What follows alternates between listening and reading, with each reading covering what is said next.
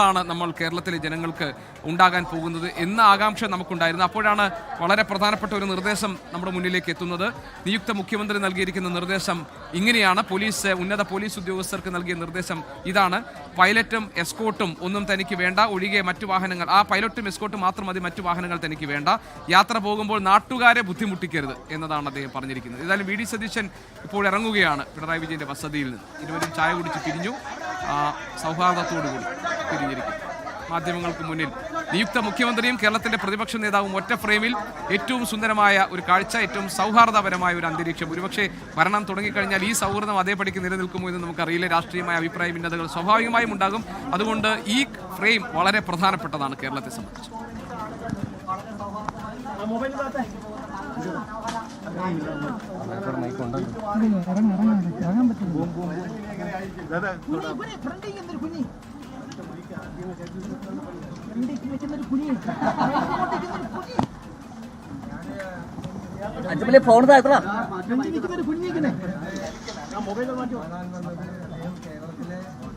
Phone നേതാക്കളിൽ ഏറ്റവും senior ആയിട്ടുള്ള ഒരാളാണ്. 10 വർഷം മുഖ്യമന്ത്രിയായിരുന്ന ആളാണ്. 16 വർഷം പാർട്ടി സെക്രട്ടറി ആയിരുന്ന ആളാണ്. പരിണതപ്രജ്ഞനായ ഒരു രാഷ്ട്രീയ നേതാവാണ്. അപ്പോൾ നമ്മളൊരു പ്രധാനപ്പെട്ട ദൗത്യം ഏറ്റെടുക്കുകയാണ്. മാത്രമല്ല അദ്ദേഹം പ്രതിപക്ഷ നേതൃസ്ഥാനത്തേക്ക് കൂടി വരികയാണ്. നമ്മുടെ കേരളത്തിൻ്റെ കാര്യങ്ങൾക്ക് വേണ്ടിയിട്ട്, പ്രധാനപ്പെട്ട കാര്യങ്ങൾക്ക്, എല്ലാ കാര്യങ്ങൾക്കും ഒരുമിച്ച് നിൽക്കാൻ പറ്റില്ല. രാഷ്ട്രീയമുണ്ട് ഉറപ്പായിട്ടും. പ്രധാനപ്പെട്ട കാര്യങ്ങൾക്ക് വേണ്ടിയിട്ട് ഒരുമിച്ച് നിൽക്കാൻ നമുക്ക് പറ്റണം. അത് പറ്റുമെന്നാണ് എൻ്റെ പ്രതീക്ഷ. ആ കാര്യത്തിൽ അദ്ദേഹത്തിൻ്റെ പിന്തുണ കൂടി ഞാൻ അഭ്യർത്ഥിച്ചിട്ടുണ്ട്.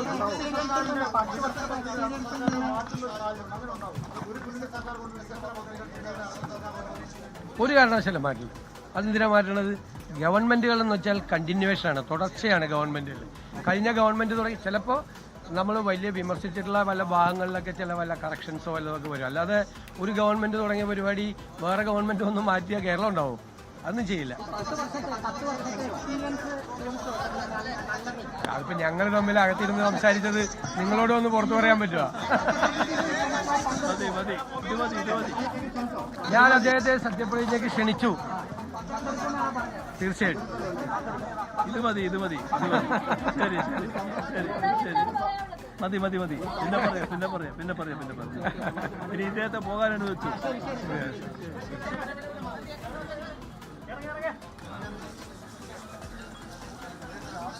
ശരി, നിയുക്ത മുഖ്യമന്ത്രി പ്രതിപക്ഷ നേതാവിനെ കണ്ട് മടങ്ങുന്നു. മുൻ മുഖ്യമന്ത്രി പിണറായി വിജയൻ ഏറ്റവും പരിണതപ്രജ്ഞനായ രാഷ്ട്രീയ നേതാക്കളിൽ ഒരാളാണ്. അദ്ദേഹത്തിന്റെ സീനിയോറിറ്റി എത്രത്തോളം ഉണ്ട് എന്ന് വി ഡി സതീശൻ അദ്ദേഹത്തിന്റെ ചുരുങ്ങിയ വാക്കുകളിലൂടെ വ്യക്തമാക്കി. സർക്കാരുകൾ തുടർച്ചയാണ്, അതുകൊണ്ട് സർക്കാർ നടത്തുന്ന നല്ല പ്രവർത്തനങ്ങളിൽ ഒരു വീഴ്ചയും വരുത്തില്ല. അതേസമയം തന്നെ കറക്ഷൻസ്, പ്രതിപക്ഷം വിമർശനം ഉന്നയിച്ച ഭാഗങ്ങളിൽ അതിന് വേണ്ട മാറ്റങ്ങൾ വരുത്തും എന്നതിനപ്പുറത്ത് പദ്ധതികളെ പൂർണ്ണമായി എടുത്തു കളയുകയോ അത് നിർത്തിവെക്കുകയോ ചെയ്യുന്ന ഒരു നടപടി ഉണ്ടാകില്ല. സർക്കാരുകൾ തുടർച്ചയാണ്. അങ്ങനെ തുടർച്ചയല്ലെങ്കിൽ പിന്നെ കേരളം ഉണ്ടാകുമോ എന്ന് വി ഡി സതീശൻ ചോദിച്ചത് വളരെ പ്രസക്തമായ ഒരു ചോദ്യവുമാണ്.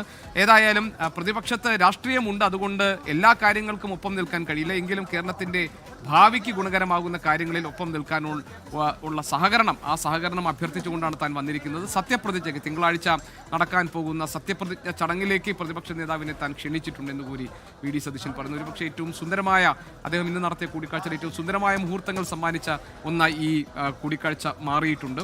കേരളത്തിലെ മുൻ മുഖ്യമന്ത്രി, അതോടൊപ്പം തന്നെ പ്രതിപക്ഷ നേതാവ്, ഇപ്പോഴത്തെ പ്രതിപക്ഷ നേതാവ് പിണറായി വിജയൻ സംസാരിച്ചു.